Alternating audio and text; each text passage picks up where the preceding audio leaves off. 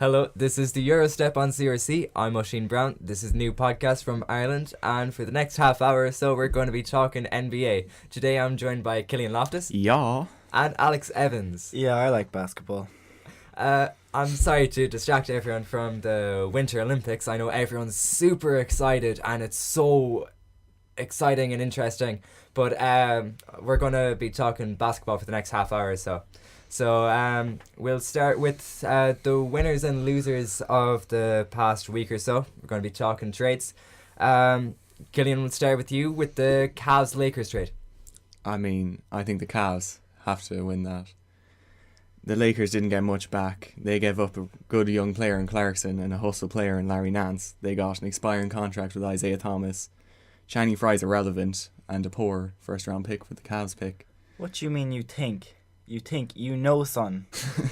You know. It's too early to know for sure. The Cavs got two young, athletic players that are going to come in, help LeBron, rejuvenate LeBron, and make a run at the chip this year. They're the kind of players that come in that just work perfectly with that team. Shooting a lot of threes, dunking, passing. IT wasn't working out in Cleveland. There was locker room issues there. Channing Frye was there. One of the players that was there from when they made the championship run against Golden State, and then their first round pick, which could turn out good, you never know. But I'm just saying, you never know what might happen. Say Channing Frye comes back next year, averages 40 a game. then who wins the trade? Yeah, I think it's time to move on there. No, just before we move on, are there any positives for Lakers fans? They could get another Kuzma with the pick. Isaiah Thomas might sell some jerseys. Aside from that, Magic has told the media that Lonzo's going to be the starting point guard once he returns, which we're thinking will be sometime after All-Star break with that knee injury, the sprained MCL. He'll fit in. The last few games he's played alright. Had that against the Mavs, he came in, hit a few threes, but nothing special. He'll probably leave at the end of the summer as well, so... Okay, I guess we'll have to move on so before we depress any more Lakers fans. We'll move on to their local rivals, the LA Clippers. There was a lot of speculation around them for the whole of the last couple of weeks before trade deadline. So, Alex, I'll start with you. Who's the big winners and losers, players and teams of all the Clippers? Again, in my opinion, there's no debate. The Clippers lost this one by miles. They get rid of Blake, who wants to be there his whole career, it seemed. A fan favourite, selling jerseys. They broke a lot of people's heart. And it seemed to me like it was a rebuilding trade. They got back Tobias Harris playing well this year, Boban Marjanovic, Avery Bradley, who also looks like he's going to leave, a 2018 protected first, which it looks like they won't get, and a 2019 second. I would have preferred the deal if they'd also got rid of DeAndre Jordan and Lou Williams, the other players. But when Teodosic and Blake both played, they were good team Clippers. They're in the playoff chase. I don't see why they'd just get rid of Blake and nobody else. Killian? I'd have to agree with him on the Blake trade. They didn't get much back for him. But I think it was a good trade, a good idea not trading DeAndre Jordan and Lou Williams. DeAndre Jordan, they were getting nothing back. And they said themselves they didn't want to trade DeAndre Jordan for a bad contract. They'd get nothing for it. And they recently re-signed Lou Williams, $24 million for 3 years. So you'd rather keep him and be a mediocre team, not making the playoffs, or getting the 8th seed, getting blown out by the Warriors, the Rockets every year, than blowing it up and coming back 6 years' time. DeAndre's gone out. He's not coming back in the summer. At least they didn't take on a big contract for him. Then be screwed in the long term. Apparently they had a trade with Cleveland, but Los Angeles didn't want to take on Amon Shumpert's contract, and it fell through at the deadline, which would be another big move for the Cavs. Didn't happen in the end. One thing I'd like to add to that is, even though they'd probably prefer to have Blake on the team, he's very injury prone, and they gave him a gargantuan contract at the start of the season, so they can still rebuild with the cap space they did offload. But that's the thing, you can't trade away your super contract player like that for nothing. They had him on a 5-year deal in the summer, throwing out huge big money. That's the kind of deal, you get that deal, you're thinking, right, I'm going to be in LA my whole life, and then half a season he's gone again. And Blake Griffin, he would attract people to LA as well. Like, he deserves that contract. It's just injury prone. He sells seats in the Staples Center. He sells seats. Yeah. Right. So, the Clippers took an L there.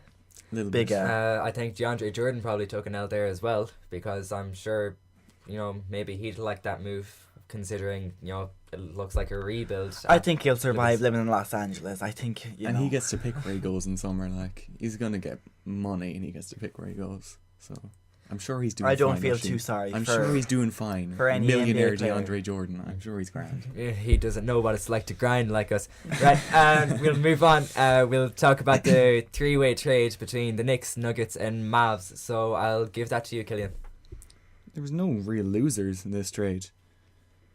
The Knicks got Moutier, who I think is a pretty good player. He still has a lot of potential in him, and that. Nuggets didn't get much in return, but then again, Moutier didn't really fit with them. They got Devin Harris in a second-round pick. Then the Mavs got Doug McDermott, who's an alright player. He can shoot the ball. And then again, another second-round pick. Not really any winners or losers in that trade, I think. Alex? Yeah, there's the Nuggets and two irrelevant franchises, or two teams at the minute in this trade. The Nuggets, they're going to make a playoff run, and Moutier wasn't working out alongside Harris and Murray. Wants to offload him. They got Devin Harris, a vet who can come in and coach the young guards, and a second-round pick, and who doesn't love second-round picks? Danny Ainge. Aside from that, Mavs getting Doug McDermott. He's a good shooter. Not really going to help the Mavs. They're not going anywhere this year, especially. And the Knicks getting Moutier, like Killian said there, he does have a lot of potential, and he can come up alongside their rookie point guard, Frank. Yeah, Frank, the French guy. The French guy. We're not even going to try and pronounce that surname. Porzingis, hoping he comes back healthy.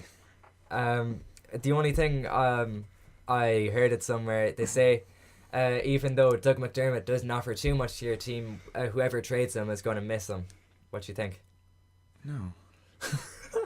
That is true if you have a good team, but he was with New York. Miss him in what way, like? His nice perm or something? He does have nice hair, I'll give you that He much. does. He must be a nice person. I'd say he's a very kind individual. Right, we'll move on. I think we have our winners and losers from that. Next thing we're going to talk about is a segment called For Real or For Now. So we're going to talk about players and teams, and we're going to figure out whether they're legit or just on a meaningless streak. Or are they just hot? They're hot. They're on fire. Super hot fire. Throwback. Oh, they trash. Right, we're going to start off with another tradee, Elfrid Payton to the Phoenix Suns. I'm going to start with Alex. For now. He's averaging 28 points and 8 rebounds and shooting phenomenal percentages from 3.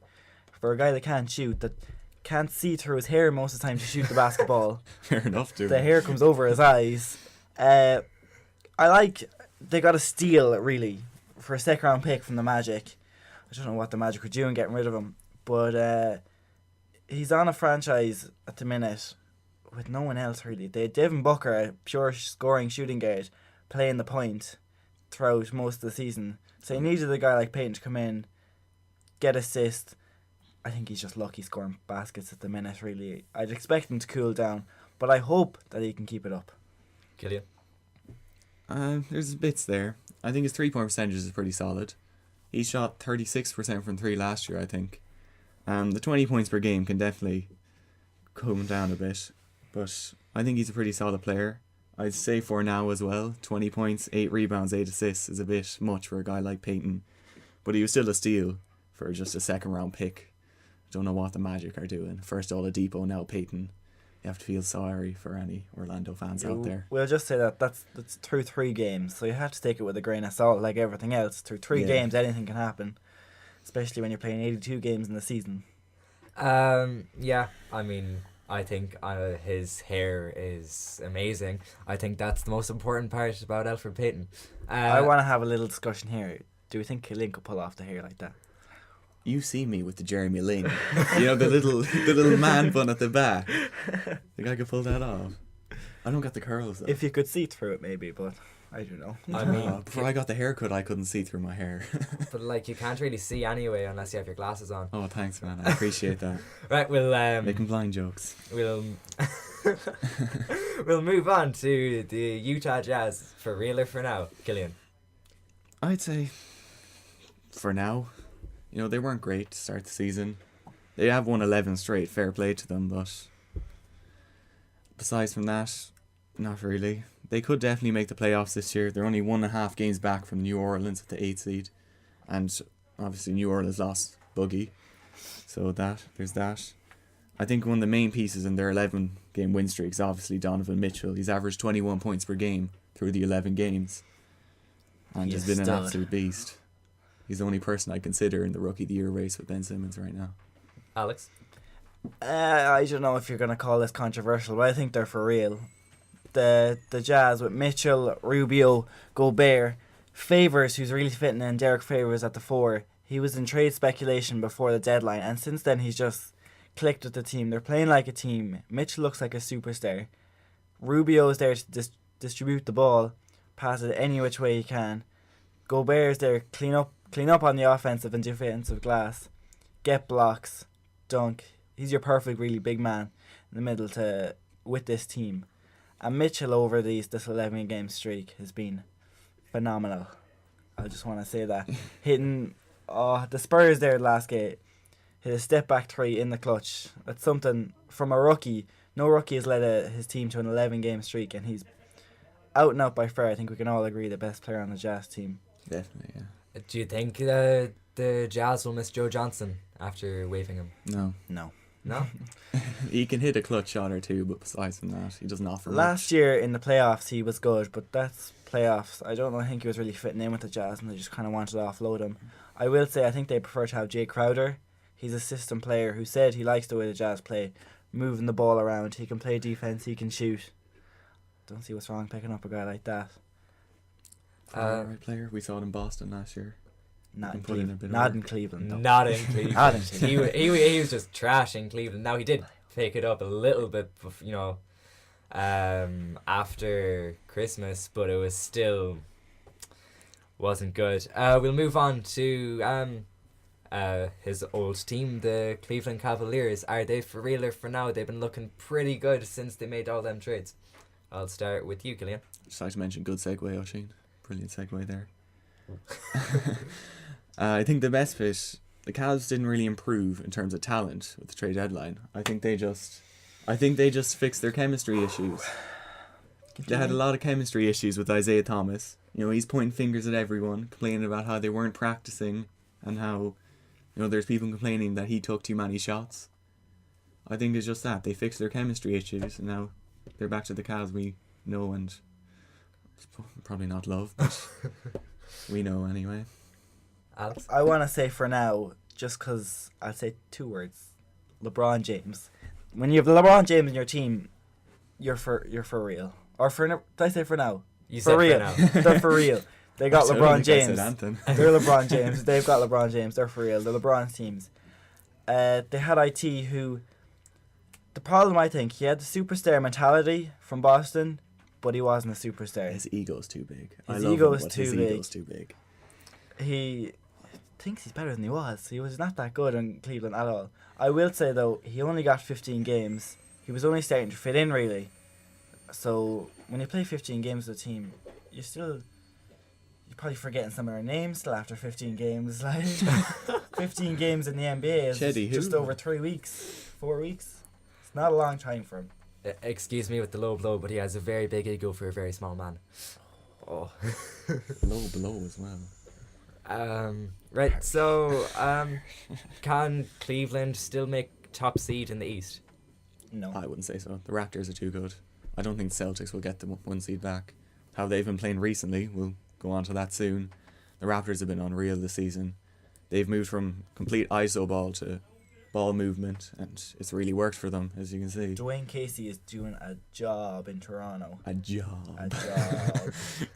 Who I think a very underrated candidate for Coach of the Year. But Cleveland are 6.5 games back. There's not that many games after the All-Star break. There's only 30 roughly games after the Roughly, All-Star break. to get 6.5 games back on Toronto and Boston, teams playing well.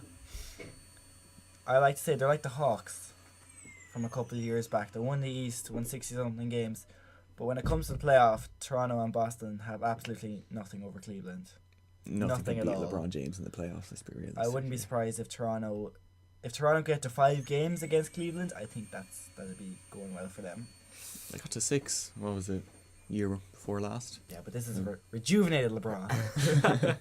Okay, we'll move on. We'll talk about everything that's been going on around the association for the last week or so. We'll start with yesterday, Chris Bosh's interview with First Take on ESPN.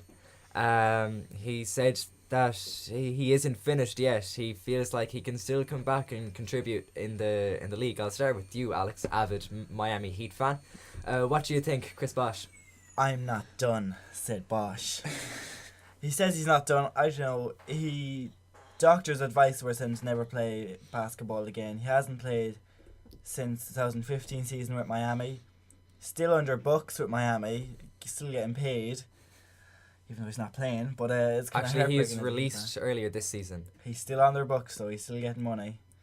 Fair play to him. It was like an exception, wasn't it? Yeah. But I'd love to see him come back as a Miami Heat lifer. He was an instrumental part of the 2 championships with the big 3 there down in South Beach. And why would you not want a guy like Bosh back? Kind of the guy, he kind of pushed the game forward. He was one of these big men that started shooting 3-pointers when no one really was. And now every team has a stretch 4 or a stretch 5 in the league.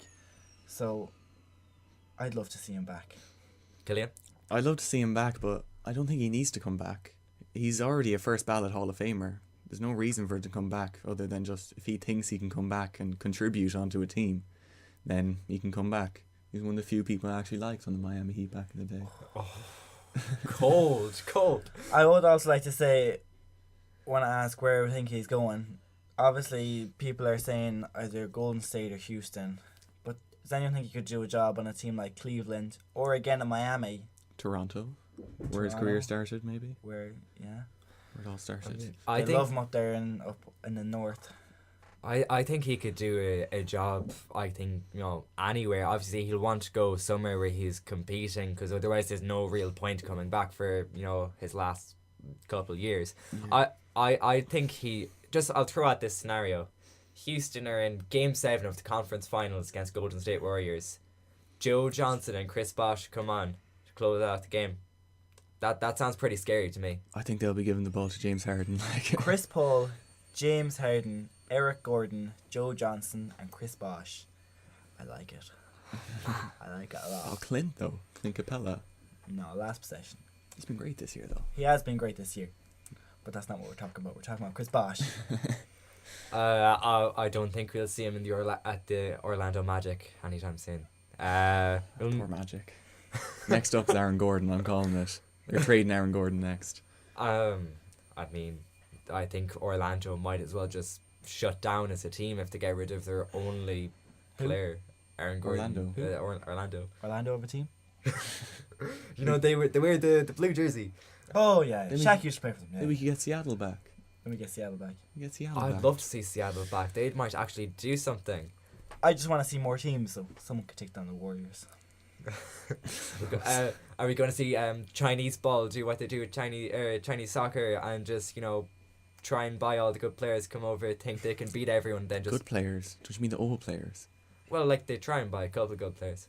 I mean, Oscar is pretty decent, but we're not talking about soccer. We'll bring it back to the NBA. We'll talk about the sliding form firstly with the Celtics. We'll move on to the Heat. So we'll start with you with Celtics, Killian.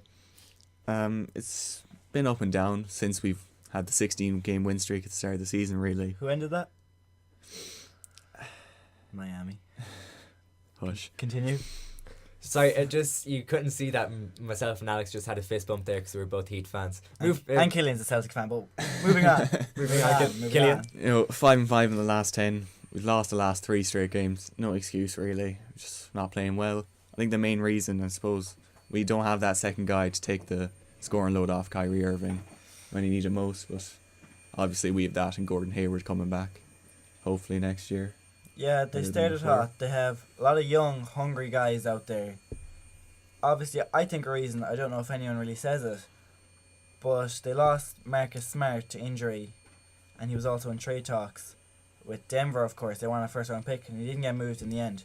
But his defense, his hustle, his recent offensive game, which has helped, coming off the bench, they've given Terry Rozier a chance. And people seem to overlook Marcus Smart because Rozier is playing so well. He's putting up the stats.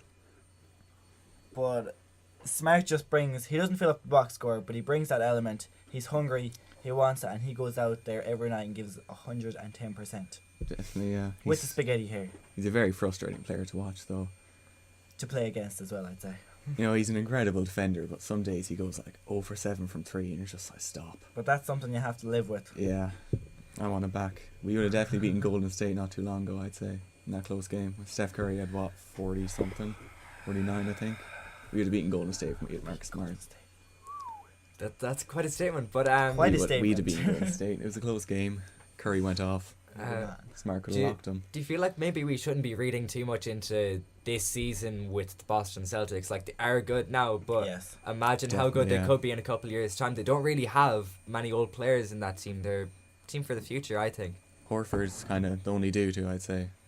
He might be declining soon enough, but then we have Jason Tatum, Jaylen Brown, Gordon Hayward coming back next year. Arguably, they're, I don't know where you put him in regards to Brown, but it's Kyrie on that team, the Celtic. It's Kyrie, Horford, and then either Tatum or Brown scoring the basketball. And when your third or fourth best player is a rookie, then you're not doing too bad, Yeah. considering that you've been the first seed in the East for most of the year, and then now the 2 seed, only 2 games behind Toronto at the All-Star break. They're looking good. Team for the future. Right, we'll move on to the Miami Heat. They've lost 7 of the last 8 games, but that's really brought them down. At one point they were 3rd seed in the conference, I believe. They were battling for the Competing. 3rd seed. They're They were half a game behind. They're a half game behind Cleveland in 3rd seed. Now playing they're Cleveland. now they're They 8th. lost to Cleveland, so you know. They're 8th seed, and We got they're destroyed by they're it's it's neck and neck down there at the bottom end of the Eastern Conference. Alex, what's going wrong in Miami? I wouldn't look into it too much, really. They are 3-7. They've lost 2 straight now, but their schedule has been tough recently. They've played like teams like Cleveland, and they've played important games against teams around them. Like, they played Philly there recently. They beat Milwaukee. They played Houston. Like, they're playing tough games. But I'd like to mention something. The last 15 games Miami have played have been decided by single-digit points. The last Sounds maybe. 15 games. The longest streak of that in NBA history was the Pacers at 20, and the Miami look like they're on course to beat that. They put up points. They play well in the first half, but they play down to their opposition then, and it's just, I wouldn't look into it too much, really. It's happened with every team in the East this year. They all go up and down. They go on their runs. So, I hope they can come back. Yeah, it's like Hayward don't have the Celtics. He don't have Dion Waiters. He don't have Dion Waiters. Write that down somewhere. They need that Philly cheese back before they can make a run. We got Dwayne Wade there in the trade. Absolute steal. For a first year. So, For a first year, 7th grader. for you A Americans out there. 12-year-old traded Dwayne Wade. They have him back. He's going to provide leadership, and most importantly, I think, mentorship to all the young guards coming up down there in Miami, like Richardson, Tyler Johnson, Waiters, Dragic, all them guys. Is there fear that he could be toxic in the dressing room? There's reports that a lot of the problems in the Cleveland dressing room was coming from Dwayne Wade. But Dwayne Wade, he's the king of Miami. He's be back realistic home. here. He's the king He's of back Miami. Back in the 305. I don't think he could make problems in Miami. He is the king. There was reports that his teammates in Chicago and Cleveland in the locker room caught him checking Miami Heat scores throughout the game. He was always just obsessed with Miami. Pat Riley didn't give him the money when he went to free agency. He went to Chicago, was kind of a second option, but I think he always wanted to be at Miami at heart. There was always the key under the mat for Mr. 305. I think I know the answer to this, but would you be down for Miami tanking for the year and getting a good pick? No. Not tank at with all. 30 games left. That's true. You can't really. Well, you can tank and just like win none of them. You'll still, be in the lottery. See, they're a good team. They're not playing well at the minute, but with the 8th seed, if they playing the good teams earlier on in the year, playing Toronto and Boston, like they ended Boston when they were hot, when arguably they were the best team in the NBA, ended that. They play well against everyone in the league, but they play down when they're playing bad teams. So they still compete when they're playing the top tier teams. So, no, I wouldn't tank whatsoever. Can you? No. Not even close. There's only between 20 and 30 games left. You're not really going to go anywhere. You might be able to drop down to 11th in the East. That's not going to get you much of a pick. I suppose them last couple of teams in Even the if East they are were- just so bad that, no matter how badly you tank, they're just going to be worse. Cough, Orlando Magic, cough. I think we might be taking a little much out of Orlando in this episode. We're not going to be like this in every episode, especially if we have someone from Orlando on. So we'll try and be a little nicer, and we'll have to move on to the Western Conference. We'll look at the Houston Rockets. They're top of the conference. How's everyone feeling about the Rockets now? Sorry, you Killian. I mean, they're unreal this season. The duo of Chris Paul and James Harden, most people didn't think it would work. Two ball-dominant guys teaming up with each other, but they've taken the NBA by storm this season. And Clint Capella's really stepped up his game as well. He's the defensive presence for the Houston Rockets, their rim protector. So I think they could give the Golden State Warriors a series in the conference finals, but I think it's still Warriors. They have too much firepower. When you're talking Houston, you got to mention Mike D'Antoni. I forgot that. Chris Paul and James Harden, they shoot a lot of three-pointers. They're only half a game ahead of the Warriors, but the Warriors aren't playing that well at the minute. They seem to be kind of just coasting through the regular season. Expect them to pick it up a lot for the playoffs. They're on course to minute the Warriors. They're 44-14. They're on course, would you believe, for their worst record under Steve Kerr. From quote-unquote the greatest team of all time. Would you consider maybe Steve Kerr handing the reins over to the players again, like he did with the Phoenix Suns? Obviously, he came under a lot of fire for that, and I just think that's people hating on the Warriors for the sake of hating on the Warriors. Yeah. I think it was a great idea, but do you think he should, maybe if he did it for another couple of games, the Warriors might find their spark again? That's a good point. I think Jared Dudley said it best. When you lose by 46, they beat the Suns obviously up 46. When you're losing by 46, you don't deserve respect. Definitely. When you're down 46 to any team in the NBA, there shouldn't be that much of a gap. Again, with the parity issues that were big last year. But it's good for the players because it's the players' team. It's not the coach's team. It's not the owner's team. It's the players' team. The players go out there every night, put the ball in the basket, and they're going to win the championship. So I don't see why they couldn't help out each other. It's not even coaching. It's just giving each other advice. You're not doing much coaching at 46, I don't think. They do that anyway, like you said, giving each other advice. It's just Iggy or Draymond Green or whoever has the clipboard. It's just they did it on a timeout and everyone was looking. Yeah. I know this. Everyone's just kind of been on about it for the last 2 weeks or so, and there's probably nothing in it. But LeBron to the Warriors, what What do you think? Shaq said if he was in LeBron's situation, that he would go, but he can't. If LeBron James, if you're somehow listening to this,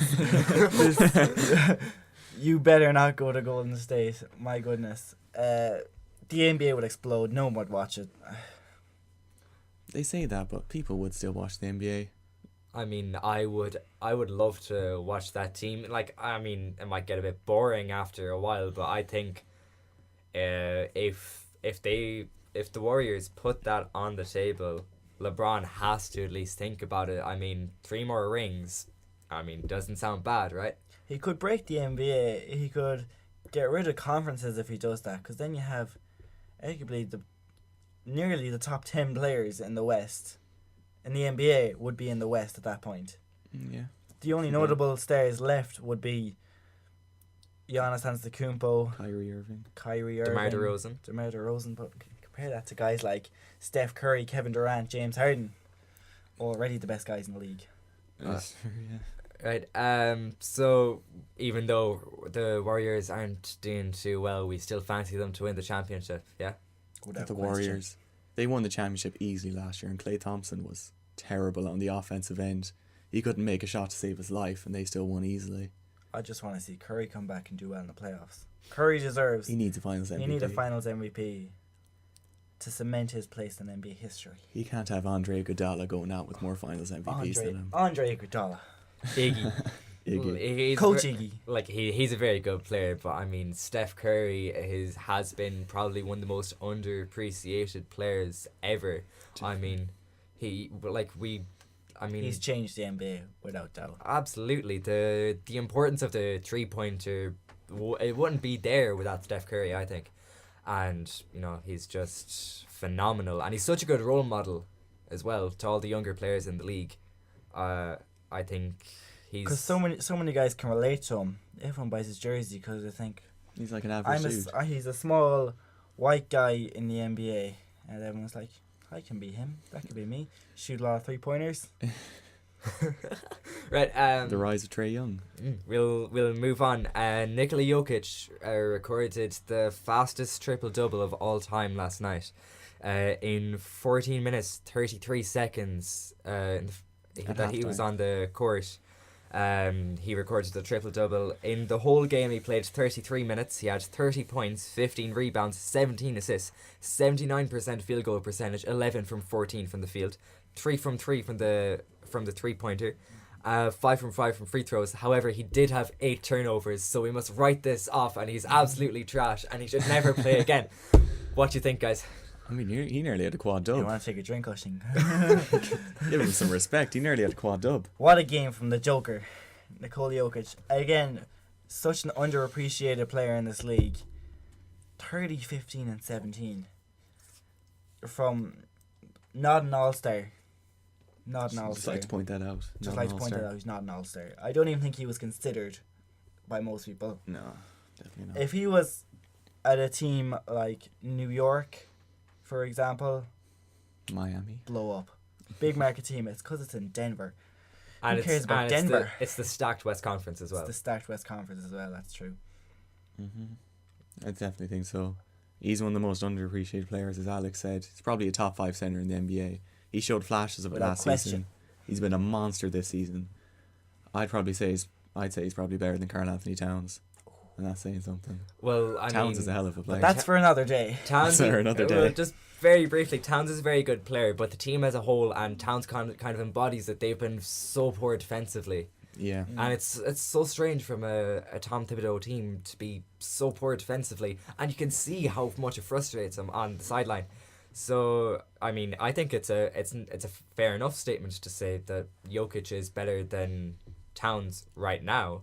I mean, that's not to say it'll stay like that, but it's right now. I think Jokic. Right now. See, Minnesota they have the superstars with Butler, Towns, Wiggins ain't no superstar. Yeah. But they're currently tied for the 3 seed with San Antonio, who are only going to go downhill with the absence of LaMarcus Aldridge and Kawhi Leonard, who I can't wait to see back. But Denver, the 6 seed, only 2.5 games behind Minnesota and San Antonio, so they could make a run as well. And Oklahoma as well. We like to mention how close the Eastern Conference is, but the Western Conference, only 2.5 games, splitting 3 through 7 at the minute. So anything can happen in the NBA. Anything can happen. Right. Finally, today we're gonna preview All-Star Weekend. There is lots going on. It's All-Star Week, baby. And I think we have to start with the most important sporting event every year, the All-Star Celebrity Game. Who'll be watching? I won't. I'm going to lie. Oh, wait, there's a celebrity game? Who's in it? Who you got? Team Lakers, Team Clippers? There's Team Lakers, Team Clippers, because it's in LA, of course. Mm-hmm. I gotta take the Clippers, because they got Quavo. Remember Amigos, the band? But he's posted videos on Instagram. He wants a 10-day contract. This is going to be the Quavo Huncho showcase. is what this is. He's going to walk away with the MVP, in my opinion. I mean, I think he should try making the G League first before he goes for a 10-day contract. I think maybe he might have been, or they might have been hinting at something with the Huncho Jack Jack Huncho album cover, which is basically a recreation of the D Wade LeBron poster, where D Wade has his arms out like he's flying, as when LeBron's dunking. I think there could be something going on there. I it'd be great to see Quavo in the league, but it's just not gonna happen. Doesn't take away from the fact that he can ball. Killian, thoughts on the celebrity game? I got Team Lakers. One reason only. My girl Rachel A. Demita. Miss 2K. Missed NBA 2K. NBA 2K TV presenter. It's got to be it. She can shoot the ball a little bit. She can shoot the ball. She can shoot the ball. She's sniper gang. Right. Shout out LaMelo. We'll talk next. We'll talk about move on quickly. Tonight's game, the Rising Star game, which is probably equally meaningless. We'll start with you, Killian. What's going to happen in the Rising Star game? I got Team World, mainly because my favourite player, Ben Simmons, on Team World. They have the height advantage over Team US. That's about it. It's just a bunch of young players. They're all going to run the floor, try and throw down some dunks. Whoever wins, wins. See, Team USA, all I want to see was Lonzo Ball play on that Team USA. He got Ingram and Kuzma as two teammates. He could throw it to Smith Jr. for the lobs, Brown, Tatum, Mitchell, Fox. They're so athletic. And a game like this, playing second fiddle to the All-Star game, it's just threes and dunks, and Team US are going to get out and slam the ball home. We know that for sure.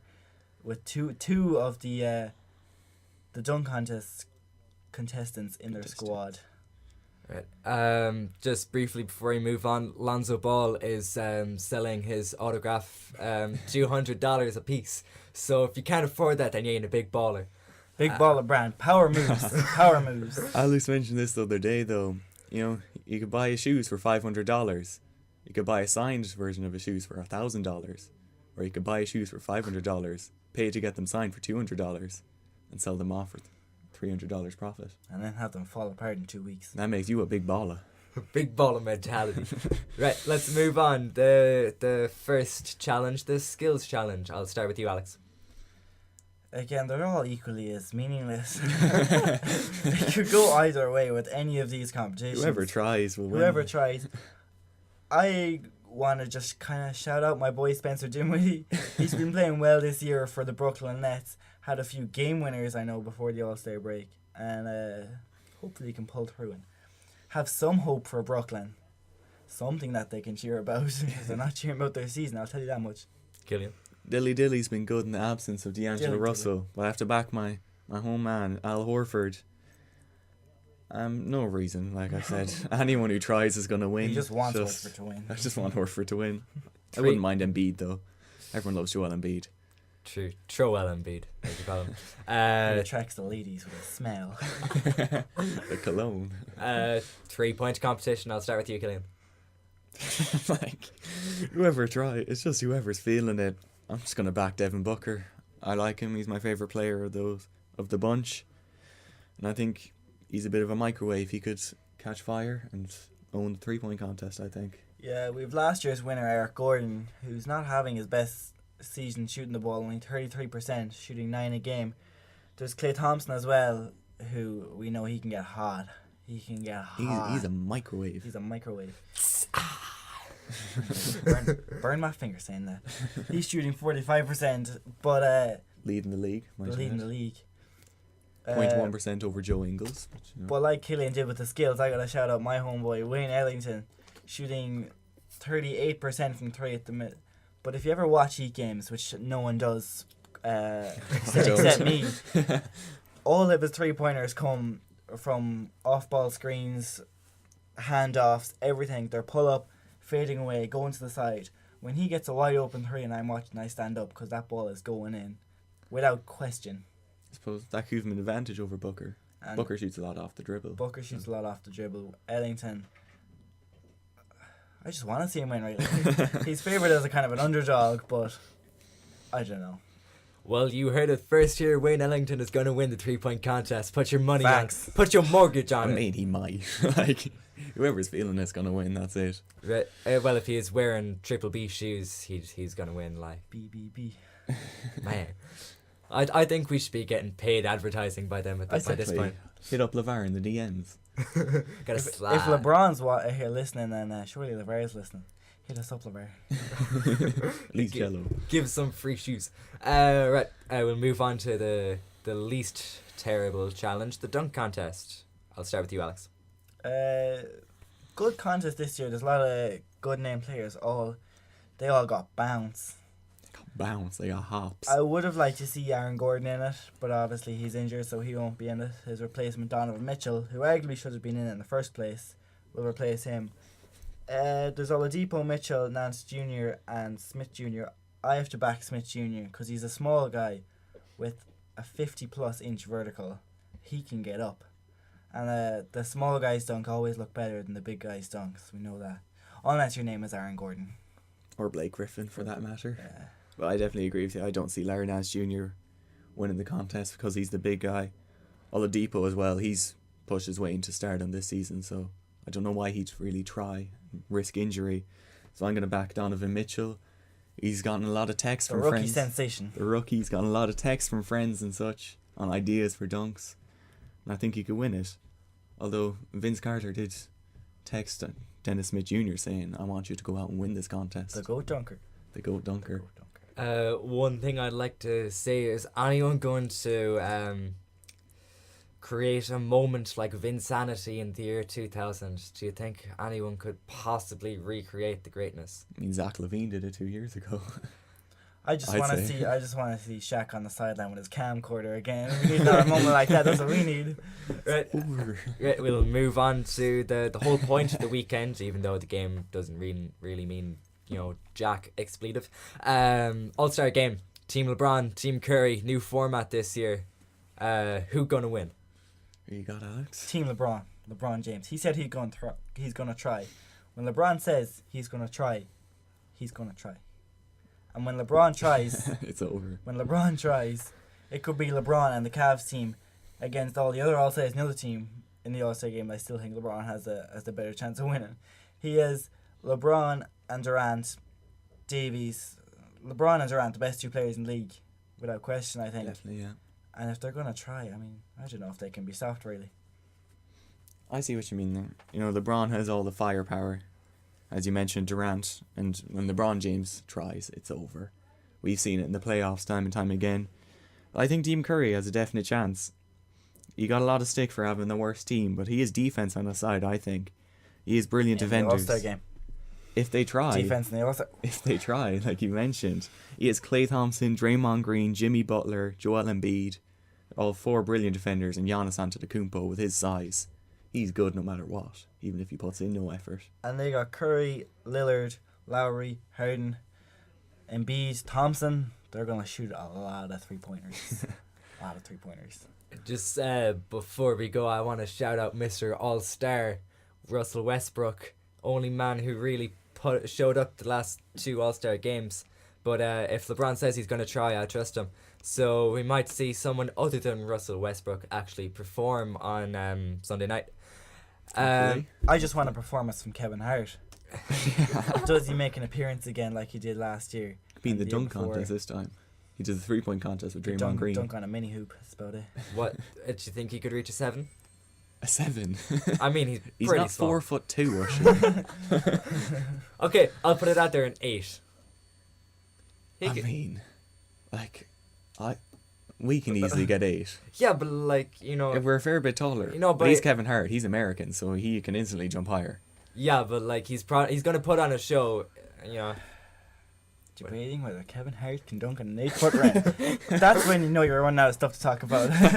Okay, that's about it for this week. Before we go, I'd like to thank CRC FM here in Tom Street and Casper for putting us up in this lovely studio. We're gonna drop the next episode about the same time next week. So Hopefully. Until then, stay classy.